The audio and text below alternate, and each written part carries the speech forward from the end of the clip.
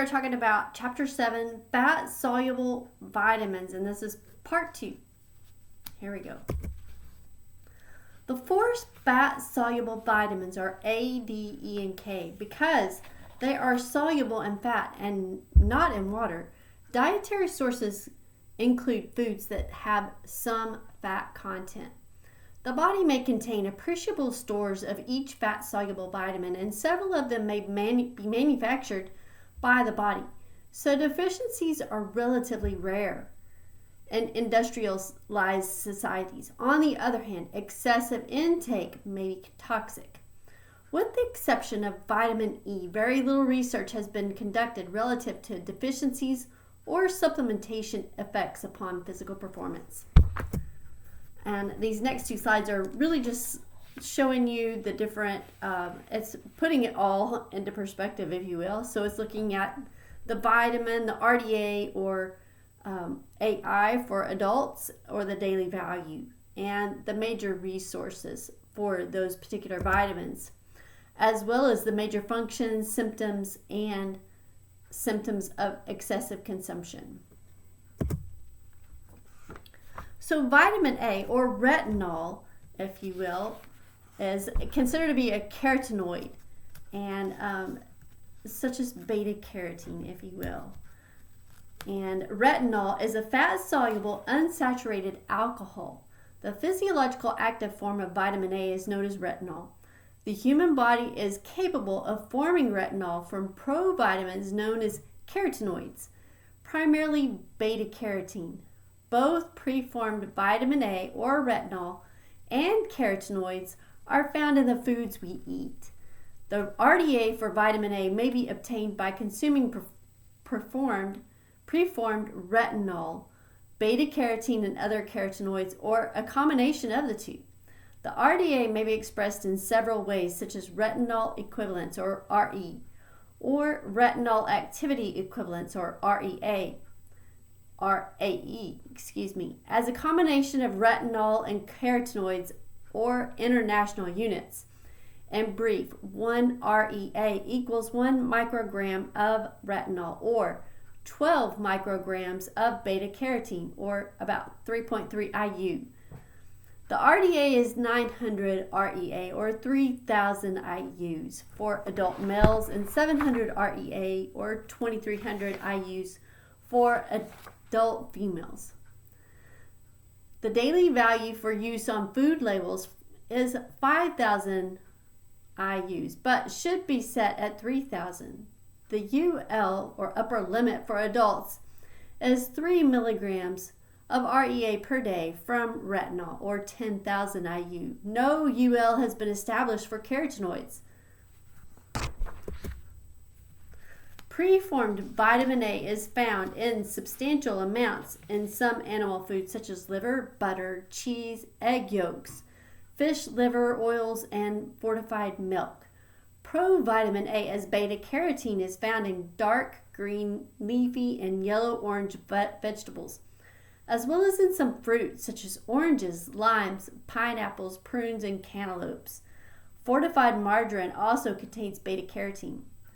1 glass of milk provides about 15% of the RDA, while 1 medium carrot will supply nearly 200%, and a serving of liver, or a whopping 1,000% or more of the RDA. I don't know about you, but I'll take the carrot over the liver. Anyway, vitamin A is essential for maintenance of the epithelial cells, those cells covering the outside of the body and lining the body cavities. It is also essential for proper visual functions such as night vision and peripheral vision. Vitamin A also has a variety of other physiological roles in the body that are not well understood, although it is considered essential in proper bone development and for maintaining optimal function of the immune system. Vitamin A and beta carotene may function as antioxidants and has been theorized by some scientists to confer some health benefits. I don't know about you, but the pictures here, the butternut squash, the carrots, the peppers, persimmons, I love them all. Anyway, deficiencies. Health looking at health and physical performance, vitamin A is stored in the body in relatively large amounts. However, an inadequate intake of vitamin A could have serious health implications if prolonged. The gradual loss of night vision is one of the first symptoms of vitamin A deficiency. Other symptoms of mild deficiencies include increased susceptibility to infection and skin lesions.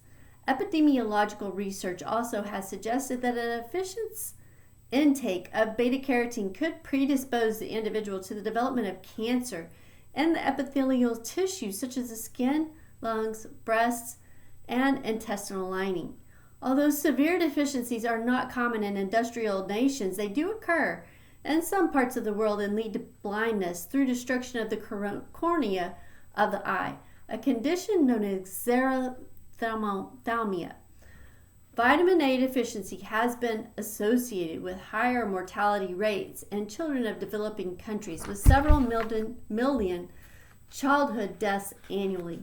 Some, but not all, studies have shown that vitamin A supplementation to such children may decrease the death rate, possibly by strengthening the immune system. Vitamin A in supplements can come from retinol, vitamin A palmitate or acetate, or beta-carotene, or both. Check the label. It may or may not list the separate components. The UL, or upper limit for adults, is set at 3,000 REA or 10,000 IU. The UL applies only to preformed vitamin A or retinol, not to carotenoids. In general, supplements of vitamin A as retinol are not recommended unless under the guidance of a physician. Excessive amounts of vitamin A, generally caused by self-medication with megadoses, can cause a condition known as hypervitaminosis. Symptoms may include weakness, headache, loss of appetite, nausea, pain in the joints, and peeling of skin. Similar symptoms were reported in a young soccer player who took about 100,000 IU daily for 2 months in an attempt to improve performance. The symptoms were relieved when he stopped taking the supplements. Excessive vitamin A may also weaken the bones. Binkley and Kruger reported that excess vitamin A stimulates bone resorption and inhibits bone formation, leading to bone loss and contributing to osteoporosis. Veskinich and others found that women with the highest intake of vitamin A as retinol greater than 3,000 micrograms daily had double the risk of hip fractures compared to women with the lowest intake, less than 1,250 micrograms per day. Beta-carotene supplements are not believed to be toxic, but may cause harmless yellowing of the skin when taken in excess because the beta-carotene accumulates in the fat tissues. The supplements may also cause adverse health effects in some individuals, particularly smokers. There appears to be little theoretical value in using vitamin A supplementation for ergogenic purposes, and no scientific evidence supports its use as means to enhance physical performance. However, beta-carotene has been combined with other antioxidants in an attempt to prevent muscle damage, as you see here in the picture, during exercise. And in summary, vitamin A supplementation to the diet of the active individual does not have a sound theoretical basis. Moreover, the research conducted with vitamin A and physical performance has shown no beneficial effect. Hence, there appears to be no advantage for the active individual to supplement the diet with vitamin A, particularly not with megadoses that may have undesirable effects. The advisability of beta-carotene supplementation for its antioxidant purposes or properties is discussed later in this chapter, dealing with ergogenic and health issues. So vitamin D, any one of related sterols that have antichoritic properties, is fat soluble. It is a term representing a number of compounds that has been classified as both a fat soluble vitamin and a hormone. The physiological active form is calcitriol, which is the hormone of this vitamin. In brief, The ultraviolet rays from sunshine initiate a process that eventually converts a provitamin found in the skin, 7-dehydroglycerol, into cholecalciferol vitamin D3, or a prohormone, which is released into the blood and is eventually converted by the liver and kidneys into the active hormone, calcitrol. Most foods do not contain vitamin D. Fatty fish such as wild salmon, mackerel, sardines, and catfish are good sources and may contain about 200 to 500 IU in 3 ounces. Shiitake mushrooms are also a good source, containing up to 250 IU in 4 mushrooms. Small amounts are found in egg yolks, about 25 IU, while several foods are fortified with vitamin D, such as milk, margarine, and some breakfast cereals.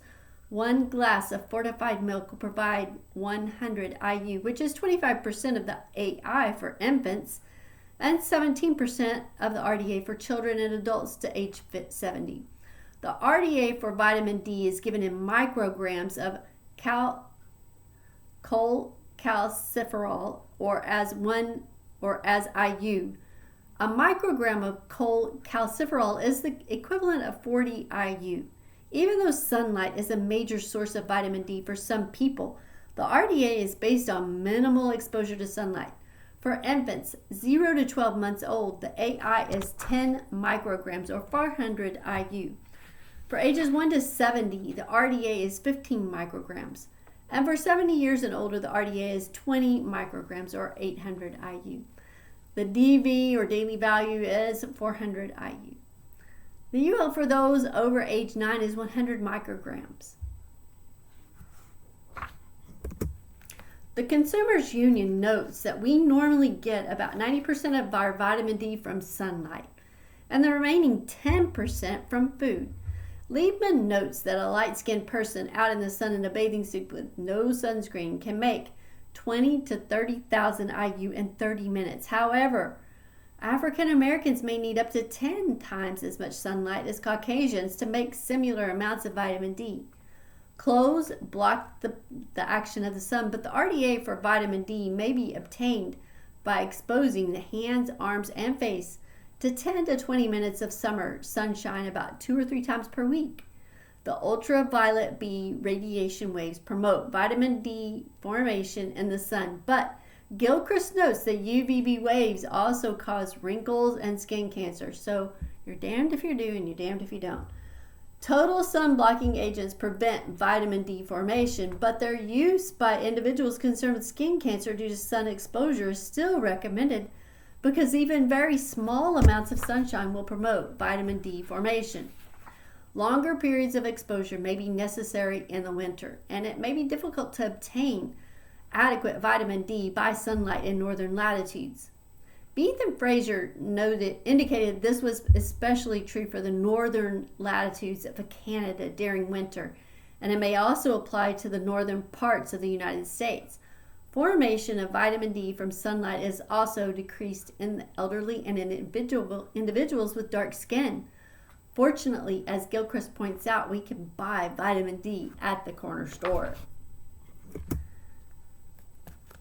These are the many facets of vitamin D metabolism. Whether synthesized in the skin or obtained from dietary sources, vitamin D ultimately functions as a hormone, calcitriol.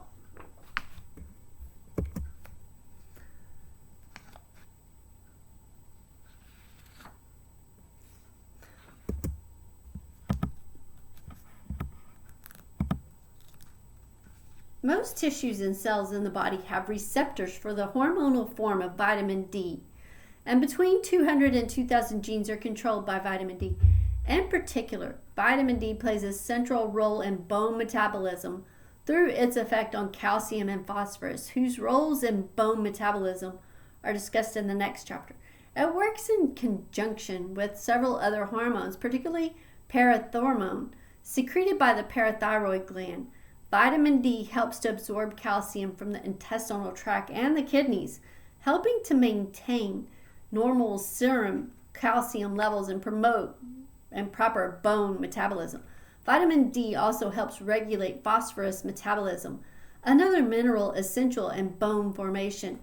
Verhar and others note that besides the classical actions of vitamin D in bone metabolism, it also appears to be important for muscle function. Vitamin D status has been associated with chronic non-skeletal diseases, including cardiovascular disease, hypertension,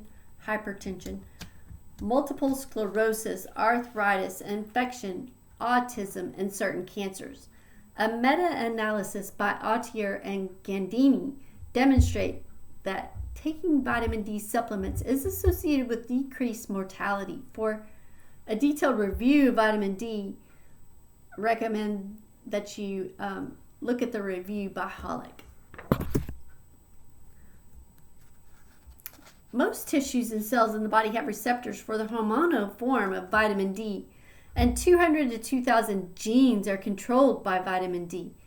The central role in bone metabolism through its effect on calcium and for phosphorus. It works in conjunction with several other hormones, particularly the parathormone secreted by the parathyroid gland. It helps to absorb calcium from the intestinal tract and the kidneys, helping to maintain normal serum calcium levels and proper bone metabolism. It also helps in regulating phosphorus metabolism, another mineral essential in bone formation. And vitamin D status is also associated with chronic non-skeletal diseases, including cardiovascular disease, hypertension, multiple sclerosis, arthritis, infection, autism, and certain cancers. Vitamin D deficiencies are often found unusual in most temperate climates. Deficiencies may occur in individuals who have little exposure to sunshine, such as elderly people who are homebound. Deficiencies lead to increased serum levels of parathyroid hormone, which removes calcium from bones. This may lead to inadequate calcium metabolism and bone deformities known as rickets, especially in children. Rickets has nearly been eradicated through the use of vitamin D fortified foods, primarily milk. In a recent interview, Hollick indicated that adults do not drink much milk, and many are not getting enough vitamin D to satisfy their body requirements, predisposing them to bone loss. Loss of bone tissue may occur in adults, leading to osteomalacia. Many studies have documented vitamin D deficiency and insufficiency in the general population, but much less is known about athletes. In a year-long study of 41 athletes, Halliday and others showed that 64% of athletes are vitamin deficient or insufficient in the winter, 12% in the fall, and 20% in the spring. Low vitamin D status was correlated with upper respiratory infections, colds, influenza, and gastroenteritis. Indoor sport athletes such as wrestling and basketball had low serum levels of 25 hydroxy vitamin D than did outdoor sport athletes such as football or cross country. There is increasing evidence that athletes should be concerned with their vitamin D status. There are major functions with vitamin D that are associated with bone metabolism. It works with the parathyroid gland and is absorbs calcium from the intestines and kidney. It helps to regulate phosphate metabolism, and really it should be taken in conjunction with calcium. Appears to be important in muscle function and involved in the development of the skin, and may help inhibit cell proliferation or skin cancer possibly. A deficiency with health effects. There are some that contend that vitamin D deficiency is widespread and is associated with serious health problems. Increased losses of calcium from the bone, which causes rickets in children or in adults, is osteomalacia. Muscle weakness with impaired calcium metabolism and muscle is related to increased risk of falls in older individuals. And the relation of sun exposure to cancer development. Epidemiological research shows decreased risk of certain cancers with adequate exposure to sunshine. And vitamin D may help inhibit that cell proliferation, again, cancer. In their meta-analysis, Ballion and others reported that low vitamin D blood levels, less than millimoles per liter, were associated with poor cognitive function and greater Alzheimer's disease risk. In regards to physical performance, although vitamin D deficiency may cause muscle weakness, few data are available related to the effects of vitamin D deficiency on exercise performance. Vitamin D levels of less than 12 milligrams per milliliter have been reported to be associated with reduced training volume in athletes. Moran and others noted the influence of vitamin D extends beyond calcium metabolism to include proper skeletal and cardiac muscle function, immune function, and cancer prevention. Vitamin D has a recently discovered role in transcription of a binding protein for insulin-like growth factor, or IGF-1, which is discussed in chapter 13. Problems with vitamin D receptor, or VDR, transcription are thought to play a role in muscle weakness. And supplementation regarding the health effects, as far as bone health is concerned, when it is combined with calcium, it appears to help decrease fractures in postmenopausal women, and may also lower the risk of risk factors in the elderly by increasing muscle strength and preventing falls. In regards to cancer, epidemiological studies show reduced risk of colorectal cancer with vitamin D and calcium intake. And there are some prospective studies that are equivocal, but some find that there is some reduced cancer risk. So research is, of course, ongoing. In regards to supplementation and health effects, as far as diabetes is concerned, it may enhance immune functions to prevent autoimmune diseases. So supplementation of vitamin D is suggested to help prevent type 1 diabetes in children. And in regards to health effects with supplementation, kidney stones and other adverse effects. Excessive calcium may combine with some salts, such as oxalates, to form kidney stones. So excess calcium may lead to calcified plaque in arteries, and also excess vitamin D may cause vomiting, weight loss, and loss of muscle tone. In regards to exercise performance, research is very limited. There are only a few studies, and there really aren't any ergogenic effects of a single megadose or supplementation over the course of 2 years. So in a meta-analysis with Tomlinson and colleagues, they observed that vitamin D doses ranging from 4,000 to 850 IUs per day for 4 to 6 weeks significantly increased upper and lower body strength in subjects 18 to 40 years of age. But little is known of the vitamin D status of these athletes. Some prudent recommendations for vitamin D are: obtain at least the RDA for your age. Make sure that you're getting foods that are rich in or fortified with vitamin D, and make sure that you're getting out in the sunshine, so adequate sunshine. Some health professionals recommend 1,000 to 2,000 IUs per day, and supplement with vitamin D, preferably D3, and take no more than 2,000 IUs per day. And make sure you consult physician if at risk for any kidney stones. Vitamin E. If we look at names, you can see here our alpha tocopherol, and you have the RDA and DV and UL as well. As far as food sources, your polyunsaturated vegetable oils or margarine, 1 tablespoon usually contains about 3 to 5 IUs.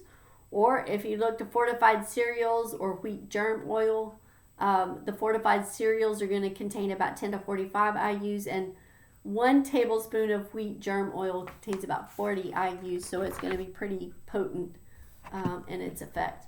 And it comes in moderate amounts in meats, dairy, fruits, and vegetables. Your vitamin E supplements may contain natural or synthetic sources, And you typically need about 40 to 50% more of synthetic to match that natural source. So it's always better to try to eat you want to make sure that you're getting your vitamins through your natural food sources. The total function of vitamin E in human nutrition is really unknown. It is a vitamin that's looking for a disease. But the major function is to serve as an antioxidant. These antioxidants prevent oxidation of cell phospholipids such as red blood cells and LDL cholesterol, and prevent the oxidation of vitamin A. So small doses of vitamin C facilitate bone health, but large doses of vitamin E have been reported to exert a pro-oxidant effect and interferes with the positive effects of vitamin K on your bone health. So you have to be careful with everything you do. Deficiencies with vitamin E are very rare. They do result from a genetic deficiency to absorb fat and may result from very low fat diets. Free radical damage could cause cancer, heart disease, where you see it oxidizes LDL or low density, low proteins, or anemia. And as far as the deficiency is concerned, in consideration with our physical performance, anemia is something that can impair your performance. But there's not a whole lot of data that's out there. And as far as supplementation on our health, antioxidant effects are theorized to help prevent heart disease and cancer. But there is more research that is warranted, and we'll discuss a little bit of the antioxidants a little bit later. So supplementation of vitamin E and its effect on exercise performance, it is theorized to maintain the integrity of the red blood cell and oxygen delivery by preventing red blood cell membrane oxidation, that breakdown of that tissue. Possible benefits are at altitude 1 to 3 miles. You can see in the review, Brockus and Hopkins noted that vitamin E may protect against altitude-induced red blood cell lysis and oxidative damage, and also in high smog areas, so Houston and those multiplexes. There is really no apparent ergogenic effect at sea level, which is really where we are, so it doesn't necessarily have a great effect here. And there is more antioxidant effect on muscle tissue damage that's discussed a little bit later in the chapter. So prudent recommendations are to make sure that your diet is rich in vitamin E. Maybe make sure that it is healthful, that you're taking it in naturally. Supplements can be taken for purported health benefits, but should be used with caution. And they are not necessarily ergogenic for physically active individuals unless you live at a high altitude. Vitamin K is the generic term for miniodone, and there is a plant form as well as an animal form. And you can see here the AI and the daily value of 80 micrograms. There is no upper limit for vitamin K. So some food sources associated with vitamin K, you can see plant foods, your vegetable oils, your green leafy vegetables, spinach, avocado, which I love, broccoli, but also apricots and prunes. Your main dietary source is going to be 3 ounces of spinach, which contain about 380 micrograms, and animal foods such as meats and milk. Typically, 3 ounces of milk is going to contain about 1 microgram. So you can see in your dark leafy green are going to provide more vitamin K for you.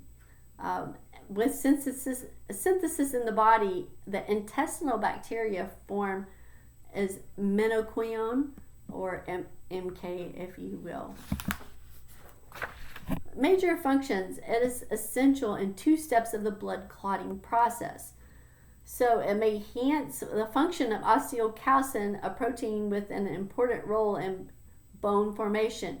You do have to be careful in eating certain things with vitamin K, You want to be careful if you're taking a blood clotting agent, and you have to limit the amount of vitamin K that you take in, or the spinach that you eat. So just something to be aware of.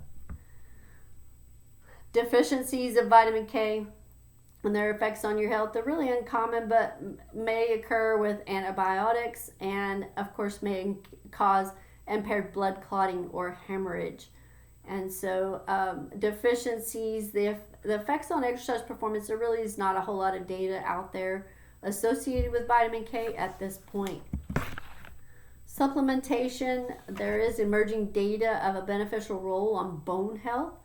Pharmacological doses effective to enhance bone mineralization in patients with osteoporosis, and also supplements that may help prevent bone loss, particularly when taken with vitamin D. And the most effective dose of vitamin K is 150 to 250 micrograms per day. As far as the effects on exercise performance, there aren't any studies that are evaluating the ergogenic effects of vitamin K supplementation. There have been some short-term studies that are related to the increased index of bone formation markers in female athletes, but those subjects were vitamin K deficient before the supplementation protocol. There's really not anything that's long-term study that's looking at bone loss in female endurance athletes at this point in time. So some prudent recommendations are recommending that individuals desiring to use vitamin K supplements should do so only under the guidance of a physician. And one-a-day supplements tend to carry about 0 to 120 micrograms. So you just want to be aware of that. So key concepts associated with the fat-soluble vitamins are, the fat-soluble vitamins are A, D, E, and K. Although most of these vitamins can be obtained from the food we eat, there are several fat-soluble vitamins that may be manufactured in the body and may be produced from dietary beta-carotene, vitamin D from exposure to the sun, and vitamin K from intestinal bacterial activity. Current research suggests that some individuals, particularly the elderly, need to obtain more vitamin D and calcium from their diet. Although obtaining these nutrients through consumption of healthy, nutrient-dense foods is ideal, supplements may be recommended for some. Some health professionals recommend a daily intake from food and supplements of 1,000 to 2,000 IUs of vitamin D and 1,000 to 1,300 milligrams of calcium. D3 is preferable. Although research is somewhat limited in general, supplementation with fat-soluble vitamins has not been shown to enhance sport performance. And that is all we have today, guys. Thank you for sticking with me. I look forward to talking with you again soon. Have a great day.